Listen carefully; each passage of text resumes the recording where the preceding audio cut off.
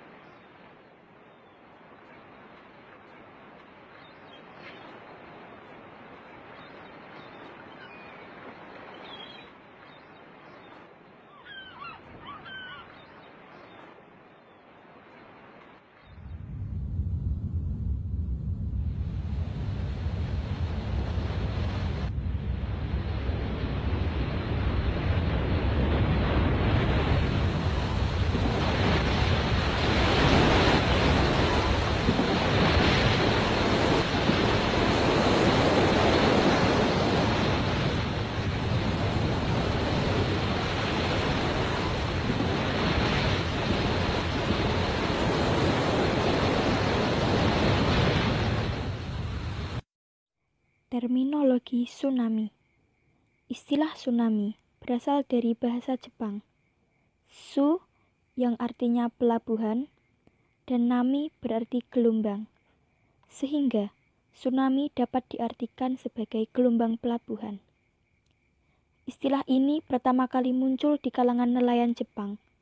Karena panjang gelombang tsunami sangat panjang pada saat berada di tengah laut, para nelayan tidak merasakan adanya gelombang ini. Namun, setibanya kembali ke pelabuhan, mereka mendapati wilayah di sekitar pelabuhan tersebut rusak parah.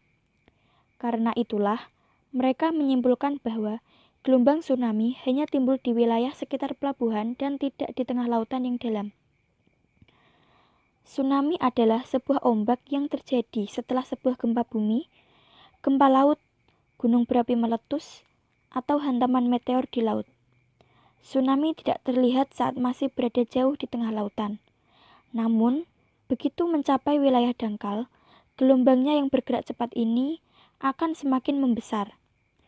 Tenaga setiap tsunami adalah tetap terhadap fungsi ketinggian dan kelajuannya.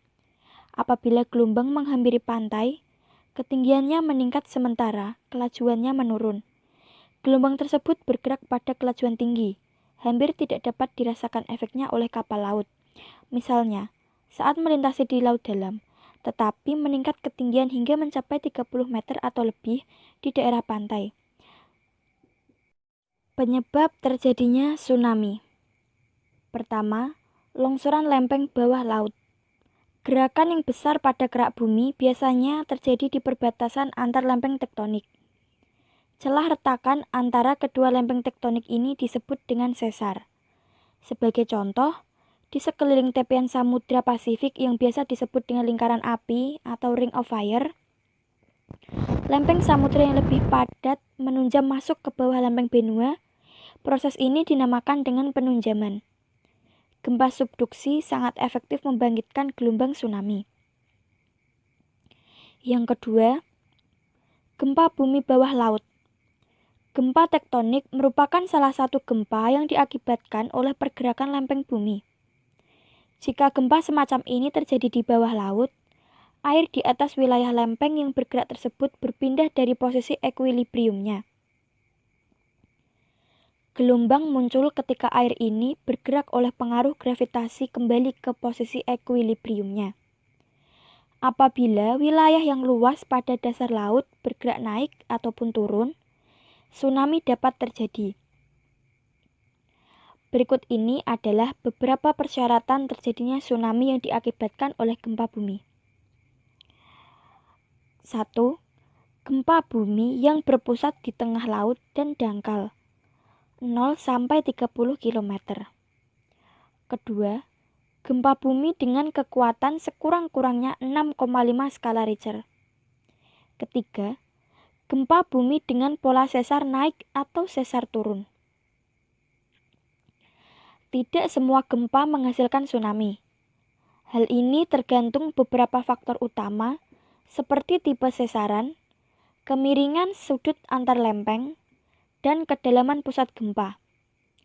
Gempa dengan karakteristik tertentu akan menghasilkan tsunami yang sangat berbahaya dan mematikan, yaitu 1.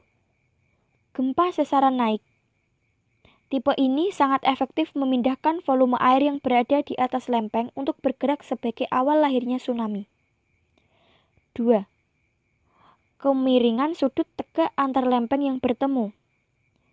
Semakin tinggi sudut antar lempeng yang bertemu, yaitu mendekati 90 derajat, maka semakin efektif tsunami yang terbentuk. Kemudian, kedalaman pusat gempa yang dangkal, yaitu kurang dari 70 km. Semakin dangkal kedalaman pusat gempa, maka semakin efektif tsunami yang ditimbulkan. Sebagai ilustrasi, meski kekuatan gempa relatif kecil, 6-7 skala Richter, tetapi dengan terpenuhinya ketiga syarat di atas, kemungkinan besar tsunami akan terbentuk. Sebaliknya, meski kekuatan gempa cukup besar, yaitu lebih dari 7 skala Richter, dan dangkal, tetapi kalau tipe sesarnya bukan naik, namun normal atau sejajar, bisa dipastikan tsunami akan sulit terbentuk. Gempa dengan kekuatan 7,0 skala Richter dengan tipe sesaran naik dan dangkal bisa membentuk tsunami dengan ketinggian mencapai 3-5 meter. Kemudian penyebab yang ketiga adalah aktivitas vulkanik. Pergeseran lempeng di dasar laut selain dapat mengakibatkan gempa juga seringkali menyebabkan peningkatan aktivitas vulkanik pada gunung berapi. Kedua hal ini dapat mengguncangkan air laut di atas lempeng tersebut. Demikian pula, meletusnya gunung berapi yang terletak di dasar samudera juga dapat menaikkan air dan membangkitkan gelombang tsunami. Kemudian yang keempat, tumbukan benda luar angkasa. Tumbukan dari benda luar angkasa seperti meteor merupakan gangguan terhadap air laut yang datang dari arah permukaan.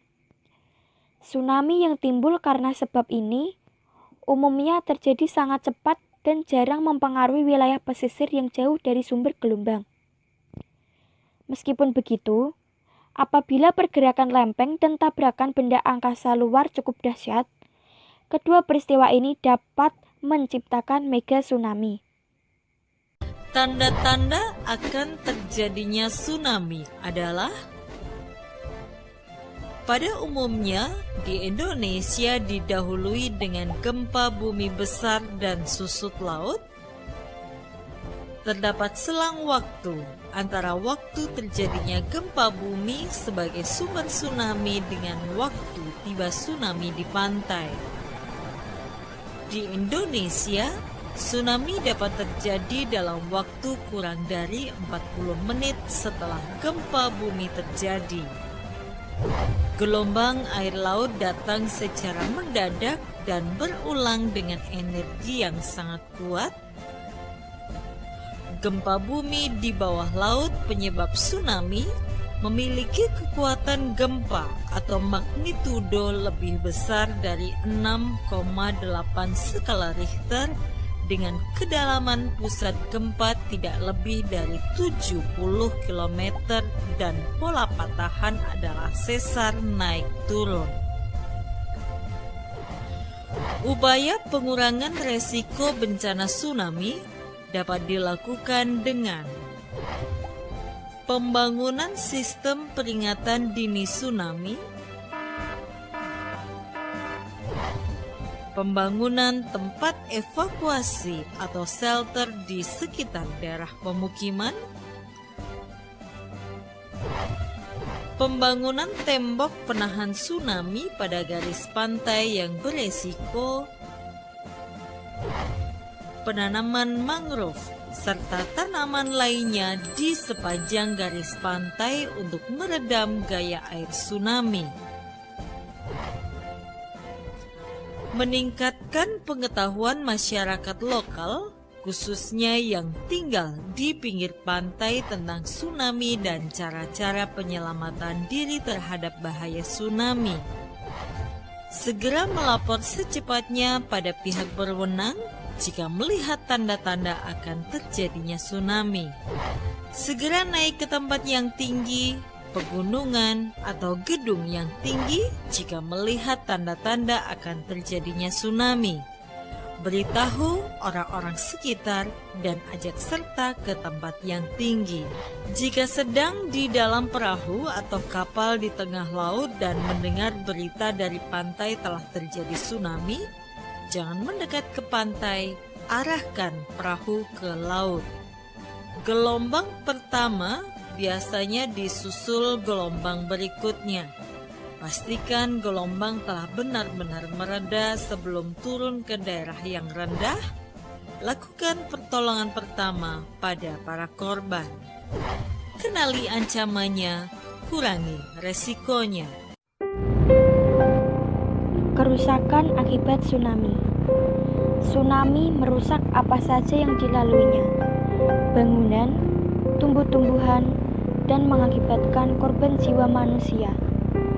Kemudian dapat menyebabkan genangan, pencemaran air asin lahan pertanian, tanah, dan air bersih.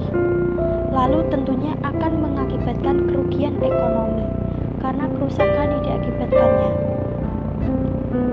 Kemudian, energi tsunami bisa mencapai 10% dari energi gempa pemicunya.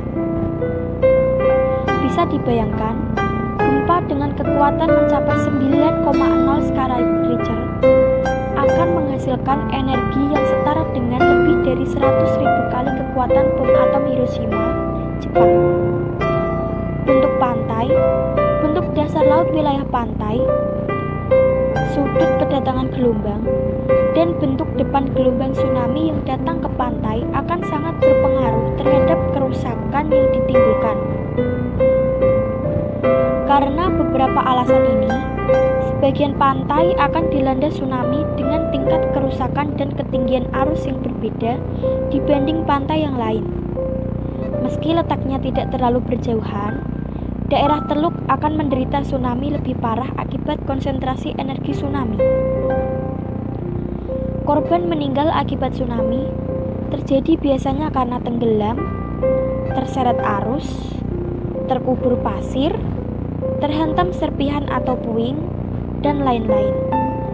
Kerusakan lain akan meliputi kerusakan rumah tinggal, bangunan pantai, prasarana lalu lintas yaitu jalan kereta, jalan raya, dan pelabuhan, suplai air, listrik, dan telepon. Gelombang tsunami juga akan merusak sektor perikanan, pertanian, kehutanan, industri minyak berupa pencemaran, dan kebakaran. Untuk mengurangi bahaya bencana tsunami, diperlukan perhatian khusus terhadap 3 hal. 1. Struktur pantai. Di daerah pantai di mana gempa biasa terjadi, sebaiknya dibangun struktur bangunan penahan ombak berupa dinding pantai yang merupakan bangunan pertahanan terhadap tsunami. Struktur ini akan efektif apabila ketinggian tsunami relatif tidak terlalu tinggi. Jika ketinggian tsunami melebihi 5 meter, prasarana ini kurang begitu berfungsi. Pohon-pohon pantai seperti tanaman bakau juga cukup efektif untuk mereduksi energi tsunami, terutama untuk tsunami dengan ketinggian kurang dari 3 meter. Kemudian penataan wilayah. Korban terbanyak bencana tsunami adalah perkampungan padat di daerah pantai di samping daerah wisata. Cara paling efektif mengurangi korban bahaya tsunami adalah dengan memindahkan wilayah pemukiman pantai ke daerah bebas tsunami. Menurut catatan, sudah banyak peristiwa tsunami yang menyapu habis pemukiman nelayan di sekitar pantai. Mereka terperangkap dan tidak sempat menyelamatkan diri ketika tsunami datang. Kedatangan tsunami yang begitu cepat sangat tidak memungkinkan penduduk di daerah pesisir pantai untuk meloloskan diri. Perkiraan tentang daerah penggenangan tsunami diperlukan untuk merancang daerah pemukiman yang aman bagi penduduk.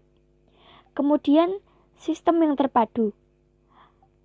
Jika tsunami datang, hal yang harus dilakukan adalah jangan panik. Kemudian, jangan menjadikan gelombang tsunami sebagai tontonan. Apabila gelombang tsunami dapat dilihat, berarti kita berada di kawasan yang berbahaya. Jika air laut surut dari batas normal, tsunami mungkin terjadi. Bergeraklah dengan cepat ke tempat yang lebih tinggi, ajaklah keluarga dan orang di sekitar turut serta. Tetaplah di tempat yang aman sampai air laut benar-benar surut. Jika Anda sedang berada di pinggir laut atau dekat sungai, segera berlari sekuat-kuatnya ke tempat yang lebih tinggi. Jika memungkinkan, berlarilah menuju bukit yang terdekat. Jika situasi memungkinkan, pergilah ke tempat evakuasi yang sudah ditentukan. Lalu, jika situasi tidak memungkinkan untuk melakukan tindakan seperti yang saya sebutkan, carilah bangunan bertingkat yang bertulang baja. Gunakan tangga darurat untuk sampai ke lantai yang paling atas, setidaknya sampai ke lantai 3. Jika situasi memungkinkan, pakai jaket hujan dan pastikan tangan Anda bebas dan tidak membawa apa-apa. Lalu, sesudah tsunami, hal yang harus dilakukan adalah ketika kembali ke rumah, jangan lupa memeriksa kerabat satu persatu. Jangan memasuki wilayah yang rusak kecuali setelah dinyatakan aman. Hindari instalasi listrik. Datangi posko bencana untuk mendapatkan informasi, jalinlah komunikasi dan kerjasama dengan warga sekitar. Bersiaplah untuk hidup kembali ke kehidupan yang normal. Contoh negara di dunia yang pernah dilanda tsunami. 1. Gelombang raksasa paling tua yang pernah diketahui akibat gempa di laut yang diberi nama tsunami oleh orang Jepang dan Hungtao oleh orang Cina adalah yang terjadi di Laut Tengah sebelah timur pada tanggal 21 Juli 365 Masehi dan menewaskan ribuan orang di kota Iskandariyah, Mesir. Kemudian ibu kota Portugal hancur akibat gempa dahsyat Lisbon pada tanggal 1 November 1775. Gelombang Samudra Atlantik yang mencapai ketinggian 6 meter meluluhlantahkan pantai-pantai di Portugal, Spanyol, dan Maroko. Lalu 27 Agustus 1883, gunung berapi Krakatau di Indonesia meletus dan gelombang tsunami yang menyapu pantai-pantai Jawa dan Sumatera menewaskan 36.000 orang. Letusan gunung berapi tersebut sungguh dahsyat sehingga selama bermalam-malam langit bercahaya akibat debu lava berwarna merah. Kemudian pada tanggal 15 Juni 1896, tsunami Sanriku menghantam Jepang. Tsunami raksasa berketinggian 23 meter tersebut menyapu kerumunan orang yang berkumpul dalam perayaan agama dan menelan 26.000 korban jiwa. 17 Desember 1896, tsunami merusak bagian pematang Santa Barbara di California, Amerika Serikat dan menyebabkan banjir di jalan raya utama. 31 Januari 1906, gempa di Samudra Pasifik menghancurkan sebagian kota Tumaco di Kolombia, termasuk seluruh wilayah di pantai yang terletak di antara Rio Verde di Ekuador dan Michay di Kolombia. 1.500 orang meninggal dunia. Pada 1 April 1946, tsunami yang menghancurkan mercusuar Scott Cap di Kepulauan Aleut beserta 5 orang penjaganya bergerak menuju Hilo di Hawaii dan menewaskan 159 orang. Kemudian pada tahun 1958, gelombang tsunami tertinggi yang tercatat sampai saat ini adalah tsunami di Alaska yang disebabkan oleh amblasnya lempeng tektonik di Teluk Lituya. Tsunami ini memiliki ketinggian lebih dari 500 meter dan menghancurkan pohon-pohon dan tanah pada dinding fort. Pada tanggal 22 Mei 1960, tsunami berketinggian 11 meter menewaskan 1.000 orang di Chili dan 61 orang di Hawaii. Gelombang raksasa melintas hingga ke pantai Samudra Pasifik dan mengguncang Filipina dan Kepulauan Okinawa di Jepang. 28 Maret 1964, tsunami Good Friday di Alaska menghapuskan 3 desa dan peta dengan 107 warga tewas dan 15 orang meninggal dunia di Oregon dan California. Lalu 17 Juli 1998, gelombang laut akibat gempa yang terjadi di Papua New Guinea bagian utara menewaskan 2.313 orang, menghancurkan 7 desa, dan mengakibatkan ribuan orang kehilangan tempat tinggal. Lalu 26 Desember 2004, gempa berkekuatan 8,9 pada skala Richter dan gelombang laut raksasa yang melanda 6 negara di Asia Tenggara menewaskan lebih dari 156.000 orang. 17 Juli 2006, gempa yang menyebabkan tsunami terjadi di selatan Pulau Jawa, Indonesia, dan setinggi maksimum ditemukan 21 meter di Pulau Nusa Kambangan, memakan korban jiwa lebih dari 500 orang. Kemudian 12 September 2007, Bengkulu memakan korban jiwa 3 orang dan ketinggian tsunami 3-4 meter. Sebagai negara yang berada di pertemuan lempeng tektonik, Indonesia sangat rawan terhadap bencana tsunami. Ada sejumlah wilayah pesisir yang dinyatakan rawan mengalami bencana tsunami yang hampir seluruhnya merupakan wilayah yang padat penduduk.